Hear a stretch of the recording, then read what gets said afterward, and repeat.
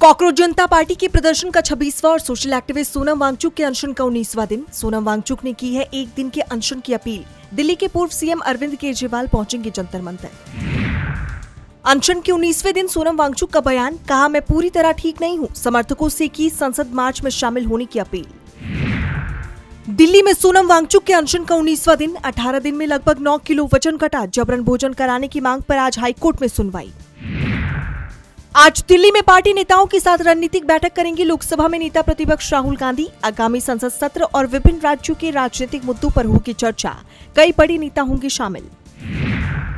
बंगाल की पूर्व सीएम ममता बनर्जी का बड़ा दावा, बीजेपी के गुंडों ने की थी मेरे हार्ट अटैक से मरने की कामना, कहा तुम्हारे अंत तक रहूंगी जिंदा।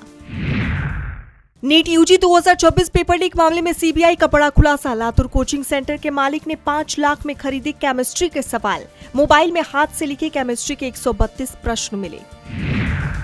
राम मंदिर चढ़ावा चोरी मामला, ट्रस्ट ने बरामद की थी ज्यादा रकम, एसआईटी को बताई कम, मामले को दबाने की थी कोशिश। चढ़ावा चोरी केस में आया नया मोड़, ट्रस्ट कोषाध्यक्ष गोविंद देवगिरी भी जांच के दायरे में, एसआईटी ने जुटाई जानकारी।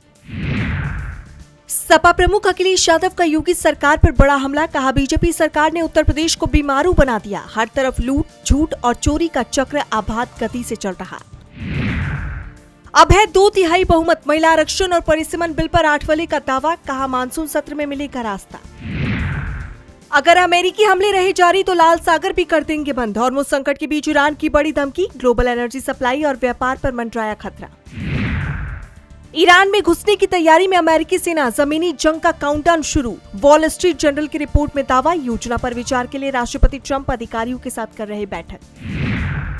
अमेरिकी उपराष्ट्रपति जेडी वेंस का इजराइल पर बड़ा आरोप, कहा ईरान युद्ध लंबा खींचना चाहते हैं कुछ नेता, सीजफायर बातचीत को बिगाड़ने में जुटा एक विदेशी अभियान। इजराइल के हमलों से गजा में कोहराम, 48 घंटे में हमास के 2 सैनिक कमांडो समेत 12 लोगों की गई जान, अधिकारियों ने आम नागरिकों को निशाना बनाने के लगाए आरोप।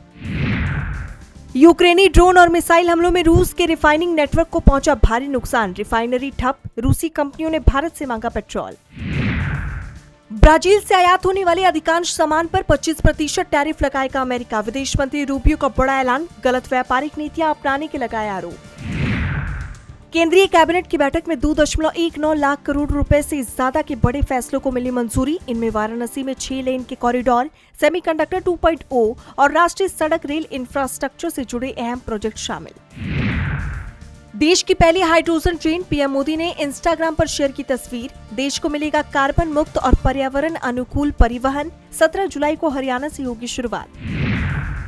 बैंकिंग इतिहास का सबसे बड़ा सौदा, 53,000 करोड़ में आईडीबीआई बैंक खरीदेगी फेयरफैक्स, केंद्र को मिलेगी बड़ी मदद।